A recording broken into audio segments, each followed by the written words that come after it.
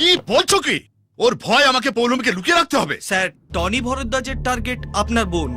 আগে ওর নিরাপত্তার কথাটা ভাবুন। টনি জেল থেকে বেরোবার আগে আপনার বোনকে যদি বিদেশে পাঠিয়ে দেওয়া যায়, আপনার আর কোনো চিন্তা থাকে না। কাকু শুনে নিন ওনার কথা, ভাবুন একটু মন দিয়ে যথা, সে আপনার বোন নয় কেউ তথা। ইন্দ্রদা, হ্যাঁ, আমার ট্রেনের সময় হয়ে গেছে, আমি যাচ্ছি তুমি কোথায় যাচ্ছ? বাড়ি। বইয়ের জন্য খুব মন কেমন করছে তো। থামো। একদম দেবেন না যেতে, এই হচ্ছে সেই মাল যার জন্য হয়েছে সব বাওয়াল। সঠিক বলেছেন। ঘাড়ে করে ঝামেলা বয়ে এনে এখন বাড়ি যাওয়া হচ্ছে। মিলল তো, এবার শাক দিয়ে ঢাকবে মাছ, কেননা আর নেই কোনো কাজ। টোটাল উল্টো। ঝামেলা আমি ঘাড়ে করে বয়ে আনিনি, বরং ঝামেলা আমায় ঘাড়ে করে এনেছে।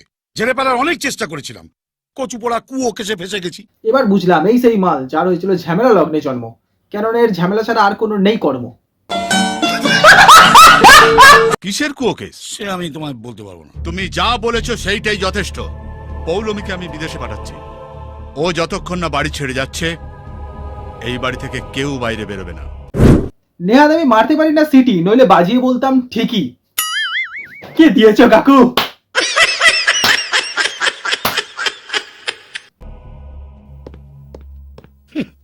ইন্দ্রদা, আবার তুমি প্রমাণ করে দিলে তুমি আমার চেয়েও বড় গাধা। বিদেশের কথা তো ছেড়ে দাও, পৌলমীকে এয়ারপোর্ট অব্দি নিয়ে পৌঁছতে পারবে না, তার আগে সূর্য ওকে ছো মেরে নিয়ে পগার পার। বড়া এ কোন টিমে আছে, নাকি যেই থালাতে খাচ্ছে সেই থালাতেই ফুটো করছে?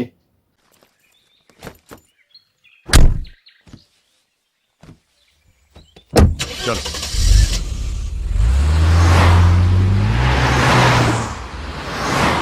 এবার চললো গাড়ি, গাড়িতে বসে আছে এক নারী, গাড়ি ছাড়লো বাড়ি, কারণ হচ্ছে সেই একই নারী। তাহলে মোরাল অফ দ্য স্টোরি কি দাঁড়ালো? নারী ইকুয়ালস টু ঝামেলা।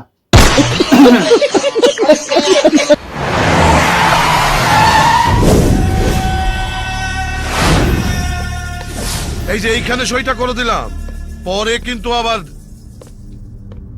এসো এসো ভাগলে। কতদিন বাদে তোমাকে এই ভদ্রলোকের পোশাকে দেখলাম। দেখো সাদা জামা পরে সাদা তেল মারছে। ভাগলে, ওই পৌলমীর ফাইলটা খোলার আর কোনো দরকার নেই, ও নিজে থেকে বিয়ে করতে চলে আসে। ও এখানে বিয়ে করার জন্য বসে নেই, ওর দাদা ওকে বিদেশে পাঠিয়ে দিচ্ছে। 5 মিনিট আগে ওরা এয়ারপোর্টে যাওয়ার জন্য অলরেডি বেরিয়ে পড়েছে। স্বাভাবিক, সাদা তেলে ইঞ্জিন চলে না, পেট্রোল দিয়ে ইঞ্জিন চলে। তুমি যদি তখন সাদা তেলের বদলে পেট্রোল মারতে, তাহলে এতক্ষণে আগুন লেগে যেত আর তোমার নামে ডঙ্কাও বেজে যেত। আমি বাইরে বসে জানতে পারলাম না, তুমি জেলের মধ্যে বসে জেলে গেলে। গাধা লাথি না খেলে জানতে পারে না যে পেছনে কিছু ঘটেছে। ও, তাহলে এখানে গাধার পাঠ করছে। দাও হ্যাঁ দাও, হ্যাঁ নাও ভাগলে পেন। হ্যাঁ ও, এই যে।